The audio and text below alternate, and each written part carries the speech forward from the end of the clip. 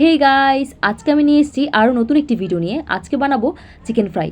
এখানে আমি চিকেন নিয়ে নিয়েছি, আর আদা বাটা, পেঁয়াজ বাটা, রসুন বাটা, হলুদ, মরিচের গুঁড়ো, ধনে এবং জিরে গুঁড়ো, আর মুরগির মাংসের মশলা নিয়ে নিয়েছি, আর লবণ দিয়ে দিয়েছি, আর লেবুর রসও দিয়ে দিয়েছি।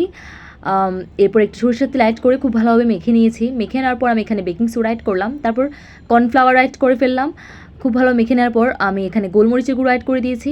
আমাদের মেখে নেওয়া হয়ে গেছে। এরপর আমি একটা ডিম নিয়ে সেটাকে খুব ভালোভাবে মিশিয়ে নিয়েছি।